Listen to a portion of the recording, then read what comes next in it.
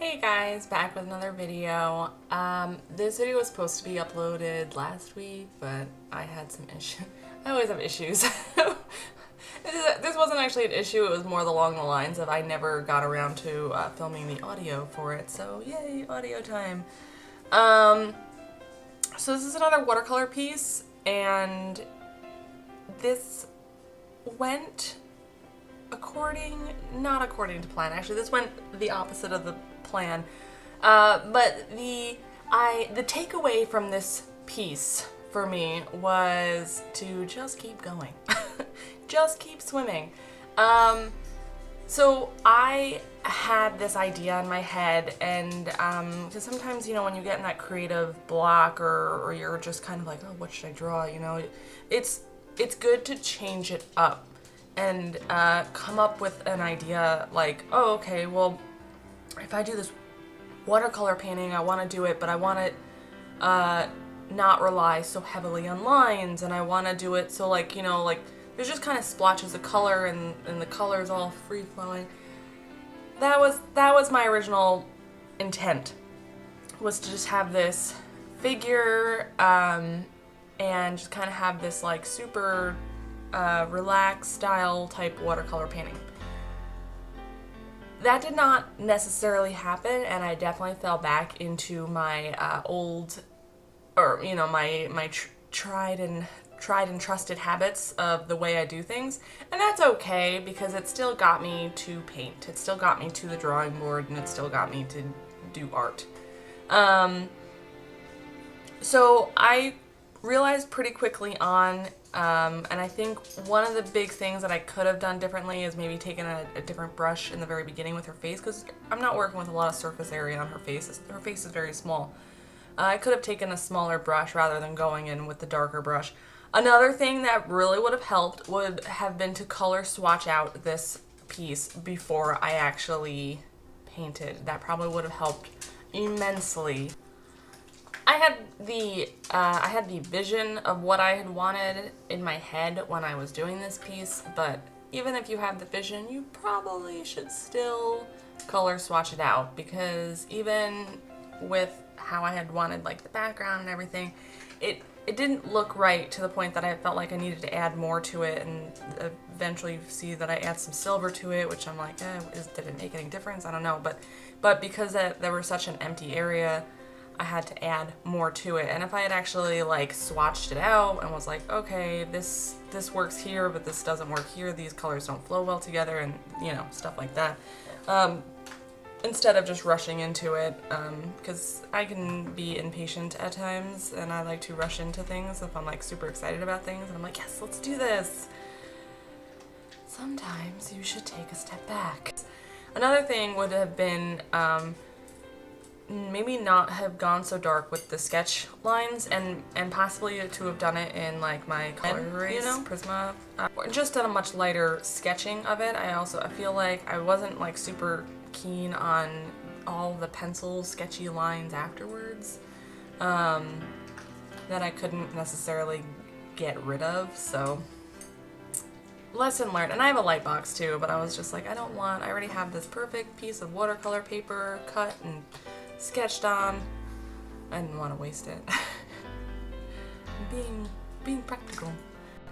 And I still learned a lot from this piece. I still learned, okay, that's not the best way to do that, and if maybe we did this instead, you know, it'll look better. So even if you have this idea in your head, hey, this is really what I want it to look like, but it's not turning out like that, don't stop, because art is always expanding. Your mind is always expanding. Your skill sets are always being worked on and learned on. So if you have a piece that you're like, this is not the greatest, keep going with it, just because you're still gonna take away a lot more by finishing it than you are by giving up on it halfway. Now, with that being said, I'm a slight hypocrite because I do have a bunch of pieces that are done halfway, because there's a difference of like not finishing it because you don't like it anymore, or because it's not that you don't like it anymore, but it's going the different way and you just be like, oh, give up and just walk away. Don't do that. But there is a difference when you lose your passion for that piece. And I do have, and I actually I have a bunch of like half done paintings and watercolor paintings like up on my wall to remind myself that these are things that I need to finish. And it's okay. It's, you know, and I do have a lot of them that I know I'm like, this is something I am going to come back to. It is something I still am interested in, but, you know, maybe it's like time-wise. I'm like, I just don't have a lot of time to finish this particular piece right now because it's very large. So there's, you know, there's also the difference in that. So I'm not saying that you have to finish everything you start on. I mean, ideally, in an ideal world, you know, it'd be great if we did, but I do have unfinished pieces that linger and wait for me to finish them, and I do go back and finish them, you know, but my thing is I also need to have that passion and that creative drive to finish them. And I was working on a different painting prior to this one that is now half finished, just because I was working on it, I was painting it, and I still like where I'm going with it, but it was just a different medium. It was the gouache paint. And I guess with this particular idea of this watercolor painting, I was just like, I really just want to do this watercolor painting. I really have this idea. And one of the reasons why I had started the first painting to begin with was to kind of get myself in that creative mindset. So it obviously worked.